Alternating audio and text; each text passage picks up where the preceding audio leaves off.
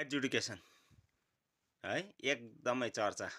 आज बिहानदेखि मलाई त्यही विषयमा फोन आएको छ, कतिजनाको डिलेट भएछ होइन। मान्छे प्राय डरसरी अब के गर्नुपर्ने भनेर। नमस्कार फेरि पनि तपाईँहरूलाई स्वागत छ मेरो भिडियोमा। र भिडियो मन पऱ्यो भने लाइक, फलो, कमेन्ट्स अनि सेयर गर्न नबिर्सिनुहोस्। तपाईँको एउटा सेयरले यो भिडियो नयाँ मान्छेसम्म पुग्छ र उहाँहरूले पनि जानकारी पाउन सक्छ। र एकदमै मान्छे त्रासित छ अहिले होइन। र मलाई चाहिँ के लाग्दैछ भने यो चाहिँ एक्जामको रिजल्ट आउँदा कसरी मान्छेको मन ढुकढुक हुन्छ, सेम त्यस्तै भइरहेको छ होइन। मान्छेहरूलाई कसैको डिलेट भइरहेछ, कसैको होइन एजुकेसन भनेर लेखेर आइरहेको छ, यत्रो अन्डर एजुकेसन भनेर है। त्यो चाहिँ के हो भन्दा चाहिँ अन्डर एजुकेसन भनेको चाहिँ अन्डर कन्सिडरेसन पनि भन्छ यसलाई है। यसलाई कन्सिडरेसन पनि भन्छ, जो चाहिँ विचाराधीन, नेपालीमा भने विचाराधीन, विचार गरिँदैछ उहाँहरूको डकुमेन्ट्समा। उहाँहरूको हियरिङ जुन गरेर जुन डकुमेन्ट्सहरू दिनुभएको थियो उहाँहरूको विचार गरिँदैछ। अझै पनि त्यो उयसमा के अरे जाँच हुँदैछ त्यो डकुमेन्ट्सहरू भन्ने उयस गरेको। तर कुनै पनि यो ठुलो कुरो होइन, तपाईँहरू डराउनु पर्दैन। यो केवल राजनीतिकरण मात्रै हो।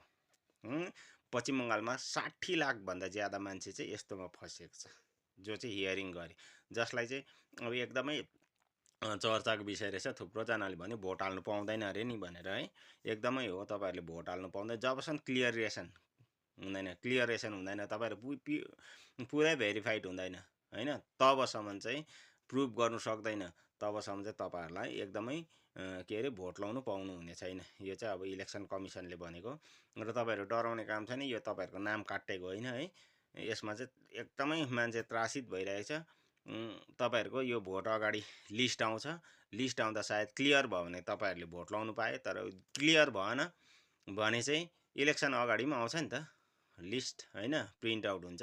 तर त्यसमा पनि तपाईँको अन्डर एडजस्टेसन है, अन्डर कन्सिडरेसन भनेर आएको छ भने चाहिँ तपाईँहरूले भोट लाउनु पाउनुहुन्न है।